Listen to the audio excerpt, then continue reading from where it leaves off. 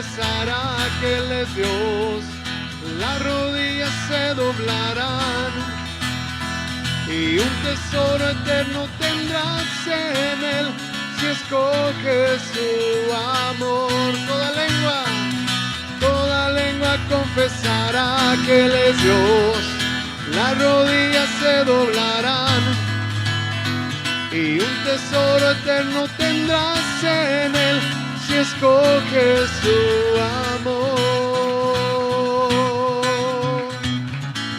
Ven, es hora de adorarle. Ven, abre tu corazón a Él. Ven, ante su trono estamos. Ven, ante la majestad de Dios. Ven, toda lengua confesará que Él es Dios, las rodillas se doblarán y un tesoro eterno tendrás en Él si escoges su amor. Toda lengua confesará que Él es Dios, las rodillas se doblarán y un tesoro eterno tendrás en Él si escoges su amor.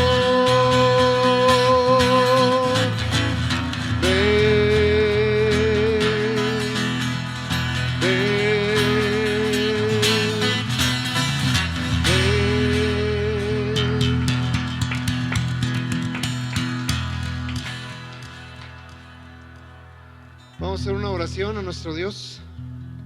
Oremos. Padre, te damos la gloria a ti, Señor. Te damos alabanza, Padre. Te exaltamos tu nombre, Señor Jesús, porque no hay otro nombre bajo el cielo dado a los hombres en el cual podamos ser salvos. Gracias porque nos permitiste llegar aquí con bien. Te pido por mi hermano que trae tu palabra, Señor, llénalo con tu Santo Espíritu. Y a nosotros te pido que abras nuestros oídos y nuestra mente para que esa palabra se quede en nuestros corazones. En el nombre de Cristo Jesús, amén.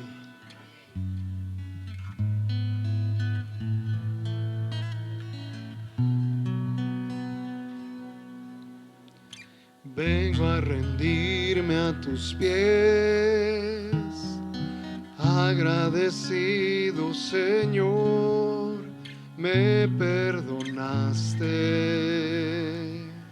cambiaste mi corazón. Tu vida diste por mí en una muerte tan cruel, porque me amaste, siendo yo un vil pecador. Quiero postrarme ante ti, Jesús, y en silencio reconocer que tu amor por mí no merezco.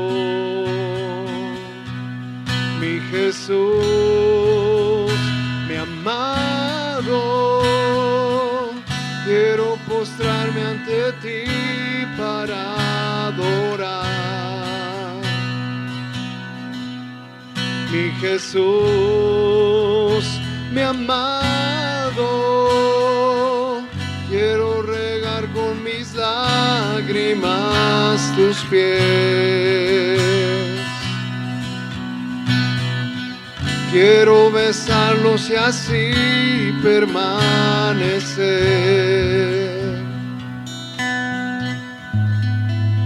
y derramar ante ti todo mi ser. Aquí estamos, Señor. Aquí estamos, Padre. Queremos ser llenos de tu presencia una vez más. Vengo a rendirme a a tus pies. Agradecido, Señor, me perdonaste, cambiaste mi corazón.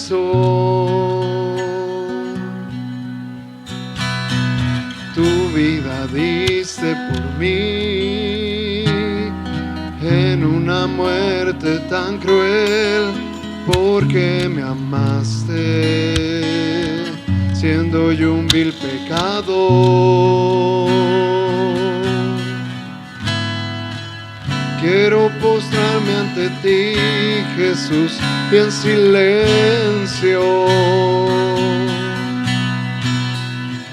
reconocer que tu amor por mí no merezco. Mi Jesús, mi amado, quiero postrarme ante ti para adorar. Mi Jesús, mi amado, quiero regar con mis lágrimas tus pies. Quiero besarlos y así permanecer y derramar ante ti todo mi ser. Y derramar ante ti todo mi ser. Y derramar ante ti todo mi ser.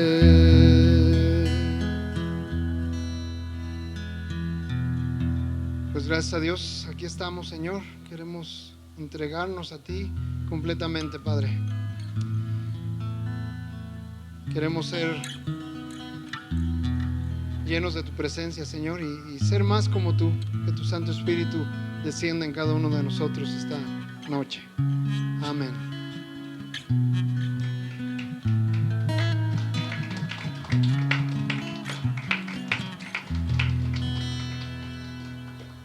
Pues pueden tomar asiento, hermanos. Vamos a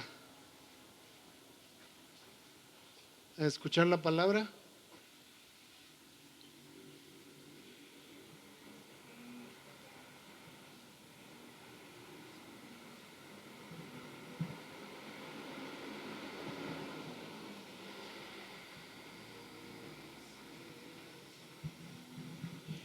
Dios les bendiga. Vamos a entrar en la palabra del Señor, a continuar. Con este mayo mejor. Muy bien. ¿Recuerdan que estábamos viendo? Hechos 13. Ajá, es donde entramos. ¿Y de quién habla Hechos 13? ¿Se acuerdan? ¿De quién empezó hablando ya? O sea, ya más concretamente.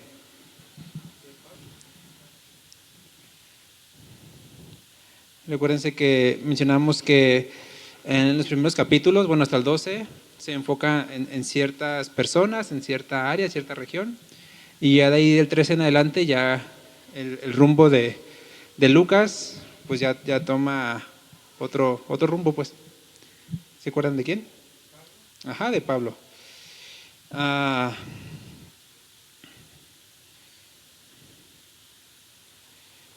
Aquí está, Hechos 13. La semana pasada vimos ahí en Hechos 13, déjenme encontrarlo aquí, el versículo exactamente. Aquí está. Vimos hasta el versículo 12, ¿verdad?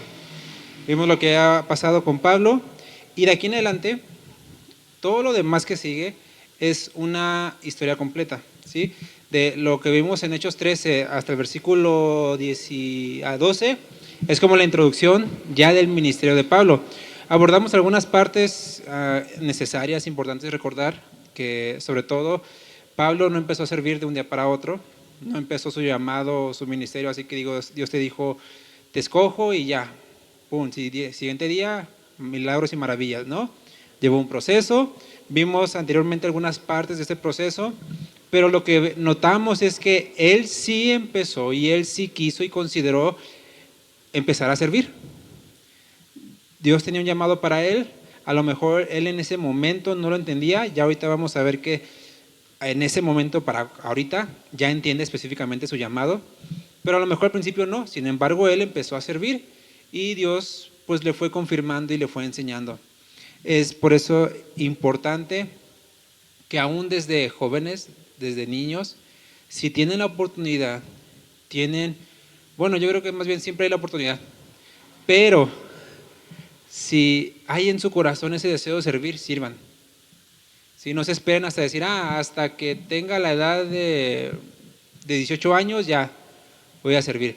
Hasta que tenga ya 17 ya más o menos. No, o sea, puedes empezar a servir desde los 11, 10. ¿A qué edad empezó usted a cantar? Desde los 7 años. O sea, si está en ti la oportunidad de servir, hazlo. Y si nosotros como papás hay en nosotros la oportunidad de que nuestros hijos sirvan, mandémoslos, impulsémoslos, dejémoslos ir. Ahora sí que algo que yo recuerdo, y le doy gracias a Dios por eso, a mi mamá, que a la edad de 13 años, por diferentes cosas que pasaron, yo le dije, ¿sabes qué? Hay oportunidad, es posible que yo vaya a otra iglesia, no a la que ella estaba asistiendo en ese momento, sino a una diferente a la que ella iba. Y ella vio que a donde yo iba, pues se predicaba bien, había buena enseñanza y sobre todo vio que había la disposición en mí de integrarme como a ese grupo. Entonces me dijo, está bien. Y Dios en ese momento, desde los 12, 13 años más que nada, me dio la oportunidad de empezar a servir en cosas muy sencillas, pero me dio la oportunidad de servir. Y algo que agradezco es que mi mamá nunca me puso un alto o un pero. Nunca me dijo, había veces y ocasiones, yo recuerdo que de los 7 días que había allá en la iglesia lugar para ir, yo iba 5 o 6. O sea, hay veces que iba muy seguido y nunca hubo en mi mamá ese de, ¿por qué pasas tanto tiempo en la iglesia? O sea, ¿por qué vas tanto? ¿Sí? Porque ella sabía que era mejor ir a ese lugar que andar en otro lado. O sea, era mejor reunirnos, era mejor servir, era mejor hacer todo aquello. Había ocasiones en las que nos quedábamos, incluso yo solo, bueno, no solo, me quedaba en veladas de oración. Nada más le decía a mi mamá, voy a llegar más tarde. Y nunca había ese pretexto de que, es que tienes que madrugar. Había ocasiones en que iba a la escuela incluso desvelado. No es como que para que lo hagan, ¿no? Pero mi mamá sabía que era por una buena razón. O sea, que no andaba desvelado porque me quedaba en la computadora o porque me quedaba en los videojuegos o porque me quedaba en el celular. No, sabía que la razón de eso era porque estaba en la iglesia, en oración o en un culto o en lo que sea. Entonces, a veces nosotros tendemos a permitir lo malo y a estorbar en lo bueno. Entonces, como papás, si tenemos la oportunidad de que nuestros hijos sirvan, hagámoslos, impulsémoslos. O sea, básicamente empujémoslo a que lo hagan. ¿Sí? No seamos un estorbo, no digamos, ¿para qué lo haces si allá hay otro? ¿O por qué tú? Mejor que pongan a otro. No, hazlo tú. O sea, que vean que el servir a la iglesia es parte esencial si queremos que Dios los use. Yo creo que aquí todos los papás queremos que nuestros hijos de alguna otra forma sirvan al Señor, ¿no? Yo creo que a lo mejor más que haya en nosotros un deseo de que sean profesionistas o de que ejercen alguna carrera, yo creo que nuestro mayor deseo es que sirvan a Dios. Entonces, desde jóvenes, desde pequeños, no estorbemos, sino al contrario, sirve a Dios. Sirve a Dios porque es lo mejor en lo que puedes desgastar tu juventud. Es lo mejor en donde puedes gastar tus fuerzas, porque Dios no se queda con nada. Amén. Entonces, ya entramos en Hechos 13:13 y ya nos narra toda una travesía que pasa Pablo. Se lo voy a parafrasear porque es mucha lectura, pero básicamente empieza a ministrar al Señor, empieza ya, recuerden que está Pablo, Bernabé y... ¿Se acuerdan del tercero? Juan Marcos, para que no se confundan. Juan, pero es Juan Marcos. Sí, que el que escribió el Evangelio de Marcos. Su nombre completo es Juan Marcos, ¿sí? Para que no se confundan con otro Juan. Dice ahí que, habiendo zarpado de Pafos, Pablo y sus compañeros arribaron a Perge de Panfilia, pero Juan, apartándose de ellos, volvió a Jerusalén. Sí, este Juan Marcos dice, ahí les va, que les vaya bien, yo voy para acá. Ahí no se nos narra por qué, no se nos dice la situación que vivió Marcos, si hubo algún conflicto, si fue por alguna necesidad, si fue por algún, no sé, nada más se nos dice que él dijo que les vaya bien, yo voy a Jerusalén. Ellos, pasando de Perge, llegaron a Antioquía de Siria y entraron en la sinagoga un día de reposo y se sentaron. Recuerden, Pablo era judío, Bernabé era judío. Hasta ese tiempo, hasta ese momento, debemos recordar, Pablo todavía no era el enemigo número uno de los judíos. Todavía había una cierta hermandad, porque acuérdense que Pablo pues era un fariseo de los acá poderosos, o sea, de los chidos. Todavía su autoridad no había sido rebajada, entonces todavía era conocido, todavía era discípulo de Gamaliel, todavía tenía esas licencias, por eso podía entrar.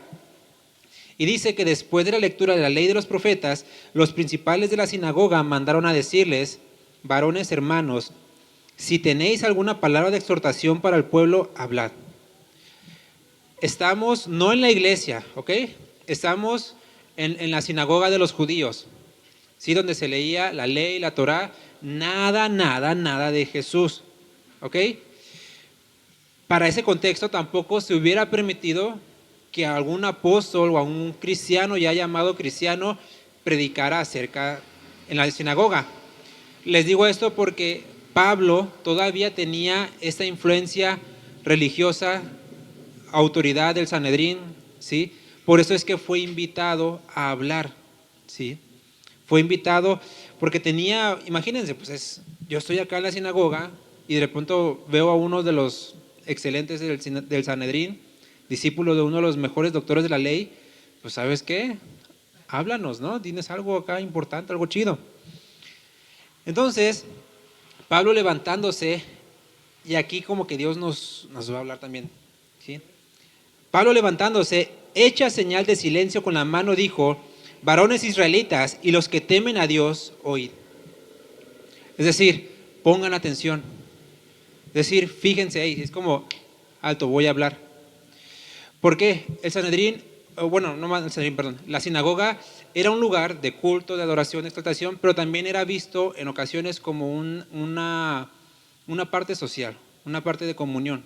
Entonces a veces mientras estaban leyendo, mientras estaban hablando, enseñando, pues habían otros acá platicando, ¿no? ¿Y cómo te fue? ¿Qué tal esto? ¿Qué tal? ¿Qué opinas? Incluso había debates en el medio de. Entonces, lo que Pablo pone aquí es, hey, pongan atención a la palabra de Dios. Habrá tiempo después para tener comunión, habrá tiempo después para debatir lo que tengan que debatir, para hacer los comentarios que tengan que hacer comentarios, pero en ese momento es importante que ustedes escuchen, ¿sí? Y es por eso que a veces recalcamos el hecho o la importancia de poner atención en el culto. Porque uno dirá, ay, pues, o sea, ¿quién te quiere escuchar, no? O sí, te estoy escuchando, pero la atención tiene que estar puesta en lo que se va a decir, no en quién lo está diciendo. Porque a veces puedo estar hablando yo, puede estar hablando otro hermano, puede estar hablando el pastor. Si está hablando la palabra de Dios, dice aquí, varones, si temen a Dios, los que temen a Dios, escuchen. O sea, pongan atención. Por eso hacemos mucho hincapié en no crear, ni provocar, ni ser parte de distracciones, ¿sí? Si Pablo mismo en medio de la sinagoga dijo, a ver, silencio, es como, no voy a hablar hasta que haya orden. ¿Sí? Pablo en Corintio habla acerca del orden.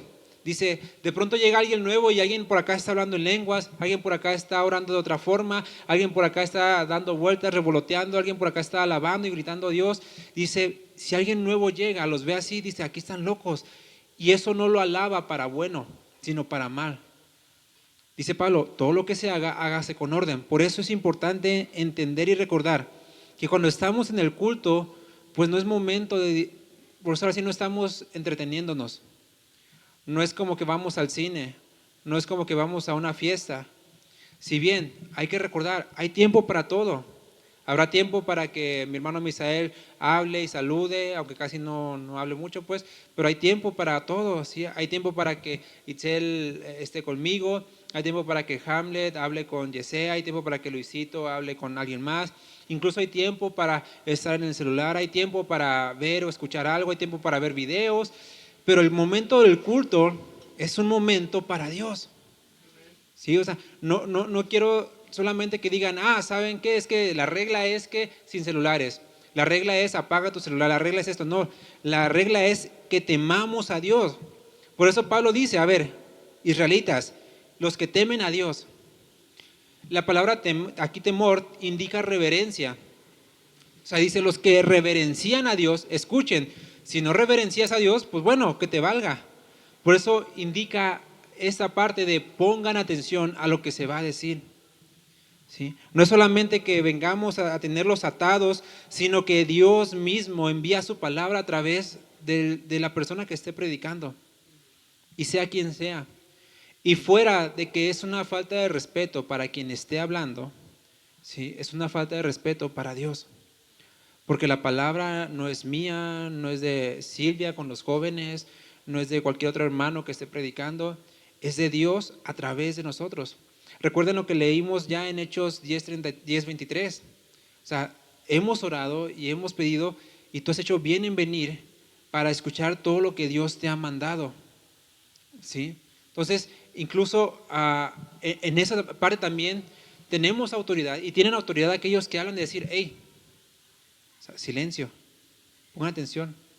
Incluso nuestra hermana Silvia, si ven que los jóvenes se les dispersan, tiene la autoridad de decir, hey, a ver, tranquilos, pongan atención, ¿sí? Porque lo que está enseñando ella, lo que enseñamos nosotros, lo que enseña el pastor, no es nuestra opinión. No es decir, miren, vamos a debatir, vamos a opinar, vamos a ver.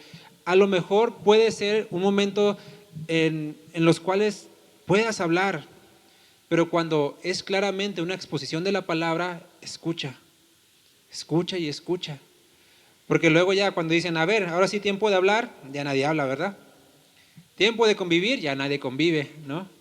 Sí, entonces, ¿por qué? Porque el enemigo utiliza cualquier distracción para que la palabra ya no venga. Recuerden en la parábola de Jesús del sembrador, dice, hay una parte de la semilla que cae, pero es arrebatada. Si el enemigo se la lleva y dice esa, voló. O sea, no llega la palabra. Y muchas veces el enemigo no es necesariamente el diablo, a veces es nuestra propia carne o deseo de no estar poniendo atención. A veces incluso nosotros podemos ser enemigo al distraer a otros. ¿Sí? Entonces, por eso quise recalcar esta parte, porque Pablo lo recalcó. Pablo nos dio el ejemplo de pongan atención. ¿Sí? Ahora, del versículo 17 hasta el versículo 27, Pablo está hablando a judíos, no está hablando a gentiles, ¿sí? Está en la sinagoga.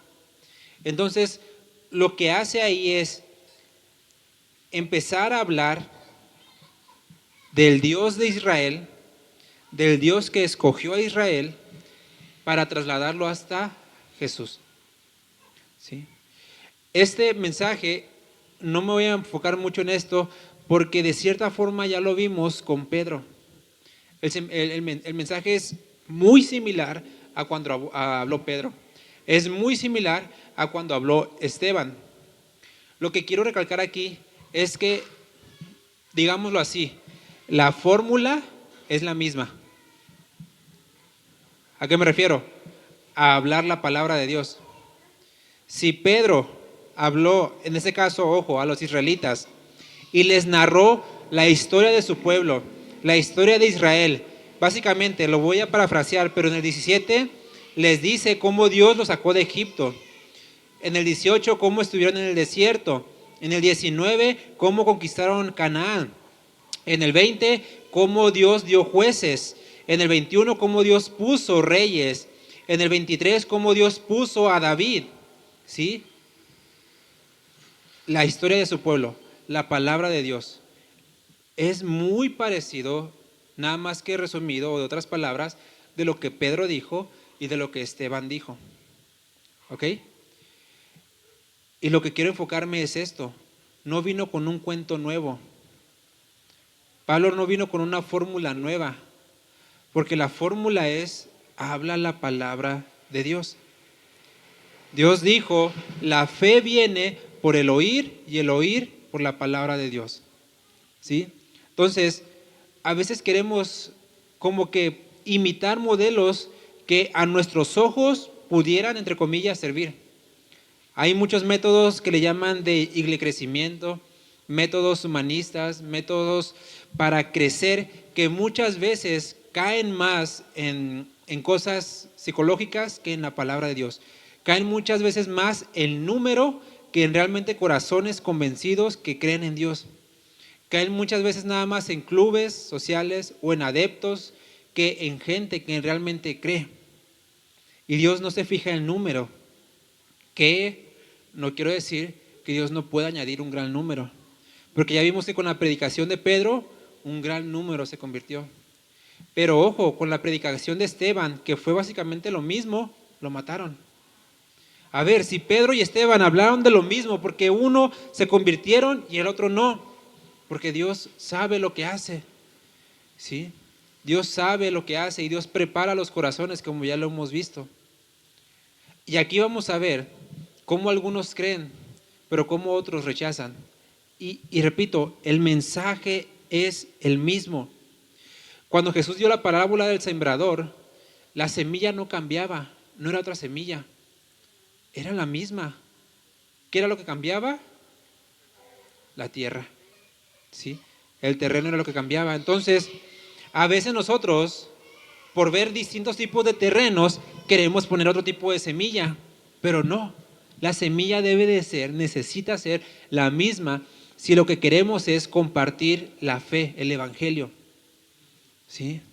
Si viene alguien en necesidad, repito, buen consejo podemos dar, pero si queremos que realmente se convierta, el mensaje no es en sí, ven a la iglesia y Dios va a resolver tus problemas. Ese no es el mensaje. Si a lo mejor es que no soy bueno para hablar, ok, ven a la iglesia y puedes escuchar un mensaje que va a cambiar tu vida, ¿sí? Pero no prometerle a veces ilusiones o una solución mágica. Repito, la tierra es la que cambia, pero el mensaje es el mismo. Entonces, cuando llega a David, de forma muy resumida en el versículo 23, dice, de la descendencia de este, conforme a la promesa, es decir, de David, Dios levantó a Jesús por Salvador a Israel. Ahí ya dice, Pablo, repito, lo dijo más concreto, muy, muy sencillito. Sí, fue Moisés, el desierto, Canaán, los jueces, los reyes, David. Llegamos, David es padre o descendiente, Jesús. Y tan. Y eso no lo podían negar porque es historia. Y luego nos dice, versículo 24, antes de la venida de Jesús, predicó Juan el bautismo de arrepentimiento a todo el pueblo de Israel.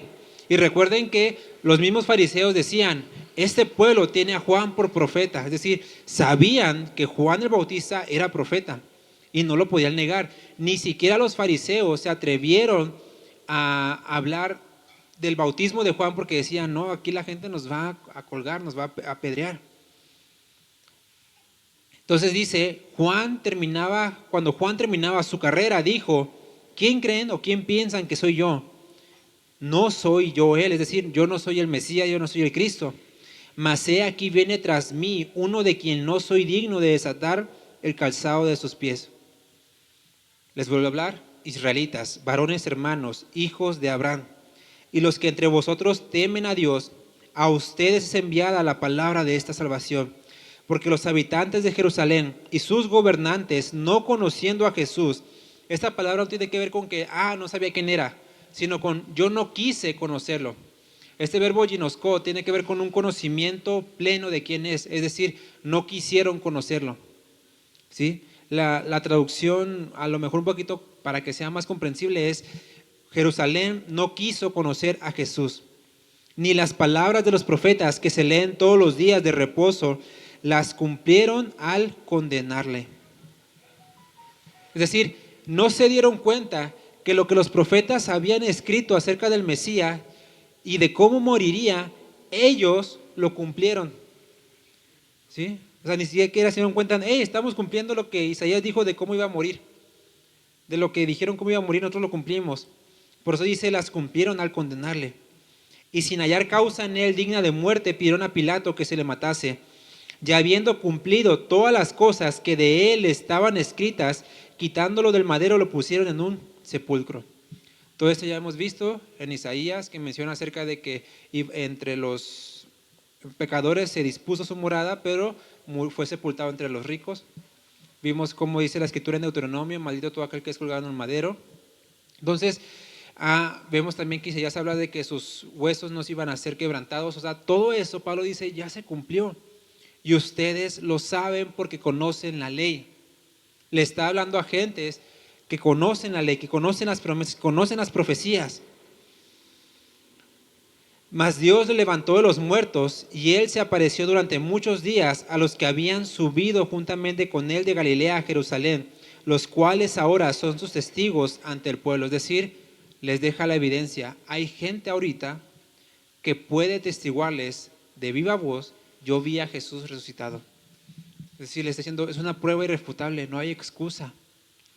Hay testigos que nos están platicando, contándonos lo que él vio. Y luego dice, y nosotros también les anunciamos el evangelio de aquella promesa hecha a nuestros padres, la cual Dios ha cumplido a los hijos de ellos, a nosotros, resucitando a Jesús, como está escrito también en el Salmo 2, mi hijo eres tú, yo te he engendrado hoy. Eso está en el Salmo 2, 7. Recuerden, este salmo es muy citado para hablar acerca de la divinidad de Jesús como hijo. También está en Hebreos. Y en cuanto a que levantó de los muertos, para nunca más volver a haber corrupción, le dijo así, les daré las misericordias fieles de David. También dice en otro salmo, no permitirás que tu santo vea corrupción. Es decir, Jesús no se iba a quedar muerto, iba a resucitar. Porque a la verdad David, habiendo servido a su propia generación según la voluntad de Dios, durmió y fue reunido con sus padres y vio corrupción. Esto, sabe la verdad si se acuerda o no, pero parece un copiar y pegar de lo que dijo Pedro. Pedro habló de lo mismo, pero también dijo, de David fue dicho, o del profeta fue dicho, que iba a morir y no iba a haber corrupción. Y Pedro dice, ustedes saben dónde está la tumba de David. Entonces, ¿de quién hablaba? De otro hijo de David. Repito, básicamente está copiando y pegando. Mas aquel a quien Dios levantó no vio corrupción. Sabed pues esto, varones hermanos, que por medio de él se les anuncia perdón de pecados, y que todo aquello que por la ley de Moisés no pudiste ser justificados, en él es justificado todo aquel que cree. ¿Sí? Dice, hay cosas, y Pablo, de hecho Pablo en Romanos dice, hay muchísimas cosas, demasiadas cosas, que realmente somos hallados faltos. Pero Pablo dice, la ley no justifica a nadie. Al contrario, la ley te condena. ¿Por qué? La ley te dice, ajá, te equivocaste. Ajá, pecaste. Ajá, mentiste. Ajá, robaste. Ajá, adulteraste. Ajá, esto, mira, te caché. La ley te muestra lo que es pecado y tú vas y caes en ese pecado. Y Pablo dice, por eso la ley no justifica a nadie, no puede justificar. La ley lo que te hace es exponer tu culpa, es exponer tu maldad. Y ahora, Pablo dice, entonces, ¿qué hago pues con esta maldad que ya fue expuesta? Porque Pablo dice en Romanos, si no fuera por la ley, yo no sabría que era pecado.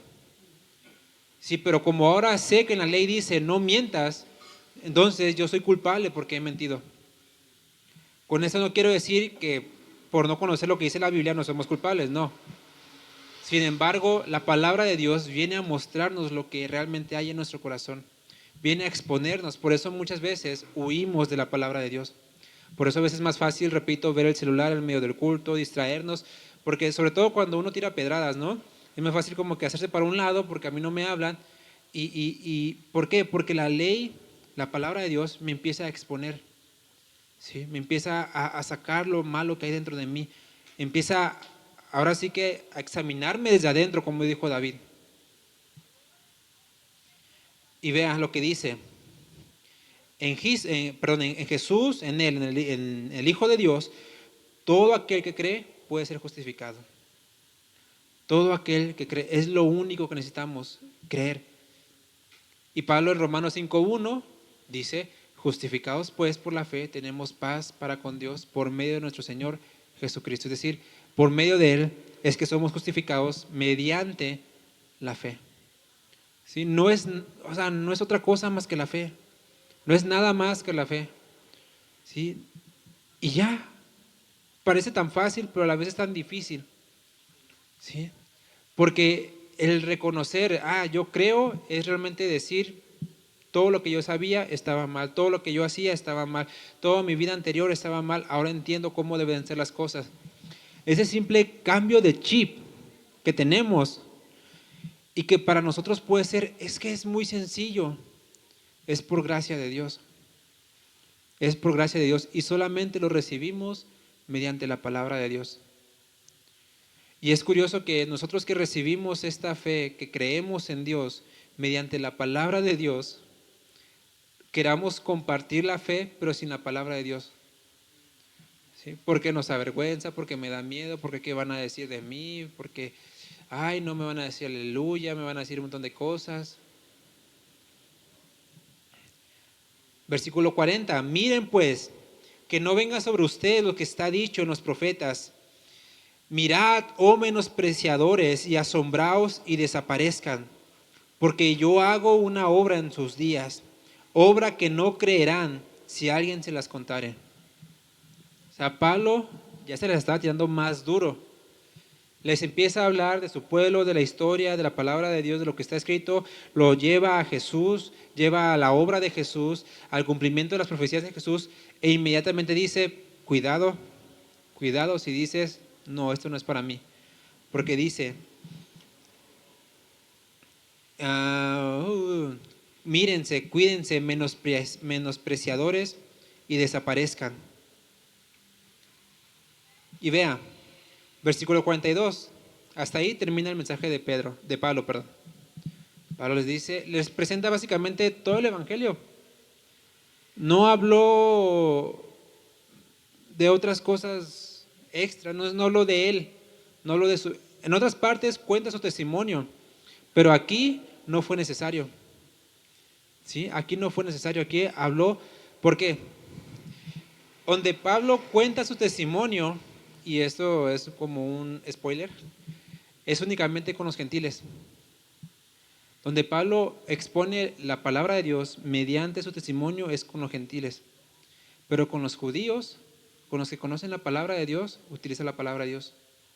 Porque Pablo dice en Romanos, los judíos piden señales, como para ver si es cierto, pero dice, ya les ha dado una señal, ya Dios les ha hablado por todo lo que ha hablado acerca de las profecías, ya lo saben. Sin embargo, con los gentiles es básicamente, podemos ver, si lo quiere ver así, otra fórmula, pero sigue siendo palabra de Dios, ¿sí? Entonces, cuando salieron ellos de la sinagoga de los judíos, los gentiles les rogaron que el día siguiente de reposo les hablasen de estas cosas. Recuerden que los gentiles podían escuchar la palabra siempre y cuando estaban en otra parte de la sinagoga. Los judíos y los gentiles no se mezclaban, pero había ciertos gentiles prosélitos que creían en el judaísmo y podían entrar hasta cierta sección de la sinagoga, ¿sí? Entonces, muy probablemente se refiere a estos gentiles que escucharon de lejos la palabra de Pablo y le pidieron a Pablo que les hablaran de esas cosas. Y despedida la congregación, muchos de los judíos y de los prosélitos, ahí donde están lo que les digo, prosélitos son gentiles que se convirtieron al judaísmo, piadosos, siguieron a Pablo y a Bernabé, quienes hablándoles les persuadían a que perseverasen en la gracia de Dios. Es decir, muchos dijeron, wow, sí es cierto. Muchos creyeron, muchos fueron convencidos. ¿Y cuál fue la palabra de Pablo? ¿Ok? perseveren en esa gracia. Y esto es como una especie de contradicción. ¿Por qué? Es donde nos muestra la soberanía de Dios y la responsabilidad de nosotros. Porque es como si Dios nos dijera, esfuérzate por aquello que ya te di. ¿Sí me entienden? Es como que corre y esfuérzate y haz todo lo que puedas por alcanzar aquello que ya es tuyo. ¿Sí me entienden? Es como parece, repito, una contradicción, porque si ya es mío, entonces ¿por qué voy a esforzarme? ¿Y por qué me voy a esforzar por algo que según, pues tú ya me diste? Por eso digo que parece una contradicción. Pero es que la gracia de Dios no es una gracia pasiva, es una gracia activa. Es decir, Dios nos salva y Dios nos redime y Dios nos justifica, y eso provoca en nosotros que perseveremos. ¿En qué? En alcanzar aquello que ya es de nosotros. Por eso Pablo también, no es Pablo, es en Hebreos, dice, ocúpense en vuestra salvación con temor y temblor. ¿Sí? Ahí dice ocúpense, no dice guarden, porque luego lo cambian, dice cuida tu salvación, no dice cuida, dice ocúpate. Es decir, trabaja en la salvación que ya tienes, pero a ver, ¿cómo voy a trabajar en algo que ya tengo? ¿Sí me entienden? Por eso repito, es la gracia de Dios, el regalo de Dios, ya es de nosotros, ya Dios nos lo ha dado. Vamos a decirlo así, el cielo ya es para nosotros. Sin embargo, Dios jamás, ni Jesús nos dijo, ya es suyo, no hagan nada. No, el mensaje es esfuérzate, persevera. De hecho, en Apocalipsis menciona mucho, el que persevere hasta el fin, este será salvo. Pero ¿cómo? Entonces no soy salvo. No, sí, pero persevera por aquello que Dios ya te ha dado. Por eso Jesús dejó muy claro, separados de mí, nada pueden hacer. Es decir, para poder hacer algo, forzosamente necesitamos estar ya en Jesús. Por eso dice, perseveren en la gracia. Es decir, que se vean los frutos de esta gracia que Dios ha dado a ustedes. El día siguiente de reposo se juntó casi toda la ciudad para oír la palabra de Dios. Pero viendo los judíos la muchedumbre, se llenaron de celos. Ahora, el celo aquí que nos muestra no es por el Dios vivo, santo y verdadero que ellos tenían, era por la multitud. Y rebatían lo que Pablo decía, contradiciendo y blasfemando. Entonces Pablo y Bernabé, hablando con denuedo, es decir, con autoridad, dijeron, a ustedes, a la verdad, era necesario que se hablase primero la palabra de Dios. Porque Jesús dijo, vayan primero a los judíos, después a los demás. Jesús, de hecho, cuando vino dijo, yo vengo a los de mi casa. Y cuando varios colados por ahí se fueron, pero era para mostrar la misericordia de Dios. Sí, tenemos a este centurión, tenemos a la mujer que dijo, Señor, a unos perros comen de la mesa. ¿Sí? Y dice, era necesario que se le hablase primero la palabra a ustedes, pero ahora ahora que ustedes la desechan y no se creen y no se juzgan dignos de la vida eterna, es decir, ustedes se creen más santos que Dios, ustedes se creen mucho para desechar el regalo de Dios. He aquí, ¿qué dice Pablo? Nos volvemos a los gentiles. En ese momento, Pablo confirma hacia dónde lo manda Dios. Dice Pablo, yo ya vine a mi pueblo, les hablé la palabra, ustedes rechazaron, ahora Dios me manda a aquel pueblo, y cita a Isaías. Porque así nos ha mandado el Señor diciendo, te he puesto para luz de los gentiles, a fin de que seas para salvación hasta lo último de la tierra. Y esto que habla está en Isaías, es decir, 400 años antes. Dios ya había dicho de Israel, de Jacob, iba a iniciar y iba a terminar hasta lo último de la tierra. Sin embargo, esas pequeñas cosas, los judíos decían, hay como que se le resbaló a Dios, ¿no? Somos el pueblo especial, ¿cómo Dios va a ir con los gentiles, con estos perros y todo? Como que Dios se equivocó, como que Isaías se le fue la mano ahí. Pero ¿qué pasa con el pueblo desechado, con el pueblo ahí que no querían? Dice versículo 48, los gentiles, oyendo esto, se regocijaban y glorificaban la palabra del Señor. Vea, no dice, y alabaron a Pablo, que, oh, gran y sabio Pablo, oh, apóstol de nosotros, ¿no? Dice, glorificaban la palabra del Señor. O sea, ellos decían, wow, o sea, ya es nuestro momento, ya nos toca, ya es para nosotros la palabra del Señor. No se estaban enfocando solamente en los hombres, no estaban viendo la postura de Pablo y de Bernabé y de los demás, estaban alabando y glorificando a Dios. Por eso la importancia, repito, de recalcar y de recordar, cuando estamos aquí, cuando escuchamos la palabra de Dios, sea donde sea, es la palabra de Dios la que es digna de alabanza. Es la palabra de Dios la que es merecedora de alabanza y de glorificación, no el que está hablando. ¿Sí? No exaltemos a los hombres por muy buena que sea la palabra, por que tú digas, wow, su léxico, su teología, su hermenéutica, su homilética, todo es muy, muy preciso. No alabemos a los hombres, glorifiquemos la palabra de Dios. ¿Sí? Se puede y es válido honrar, pero no glorificar, no exaltar. Porque lo que da vida, lo que da sabiduría, no es la gente, no es la humanidad, es Dios. Y dice, y creyeron todos los que estaban ordenados para vida eterna. Esa palabra ordenados, básicamente lo que dice es, creyeron todos los que Dios de antemano ya había dispuesto para que creyeran. Otra vez nos lleva a recordar dos partes. La soberanía de Dios en la elección. Dios elige, Dios obra, Dios ya predestina desde antes de la fundación del mundo. Dios ya tiene marcados, ya tiene elegidos. Sin embargo, Dios dice también, nuestra responsabilidad, cree.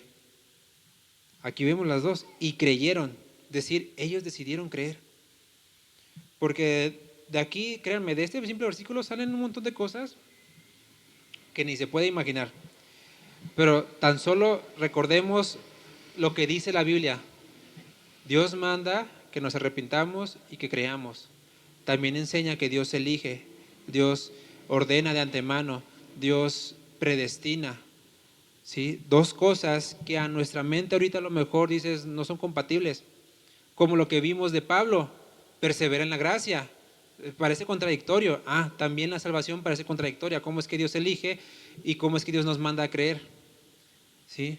Porque cuando queremos meterle toda esto lógica empezamos a distorsionar y eso puede provocar de doctrinas o de gente que llega a decir que Dios mismo elige a aquellos que se van a ir al infierno. Es decir, como que Dios ya condenó a los que no son salvos. Y de ahí luego todavía es parte más. Algunos que dicen que Jesús solo murió por los elegidos. O sea, que no murió por todo el mundo, como dice la Biblia. ¿Sí me entienden?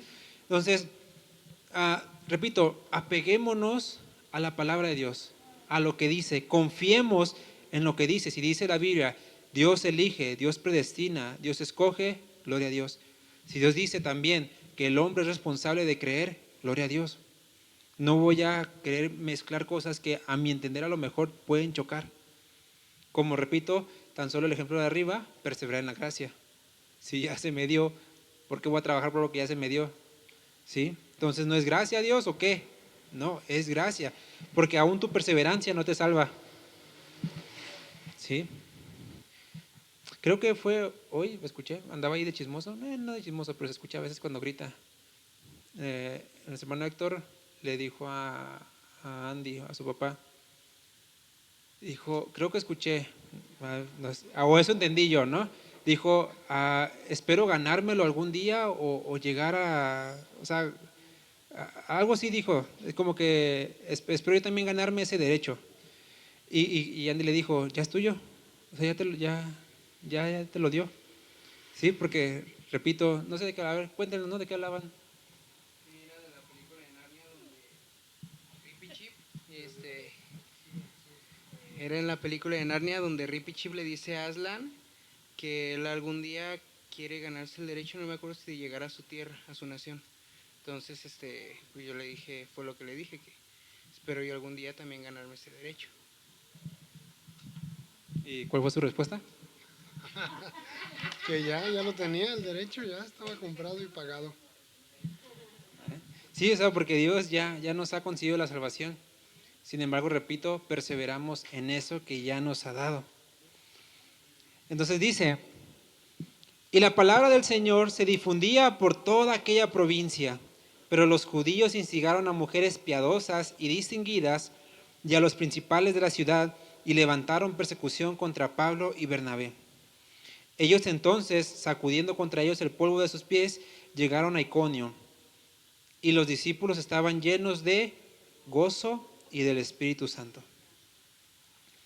Aquí vemos que la palabra de Dios trae forzosamente solo dos cosas, solo dos respuestas. No hay término medio. Incluso cuando tú predicas la palabra de Dios, decía un predicador, creo que era Charles Spurgeon, que cuando mandaba a sus estudiantes y regresaban y le decían, ¿cómo les fue? Pues nos fue bien, ahí más o menos, decía, predicaron mal. Dice, ¿por qué?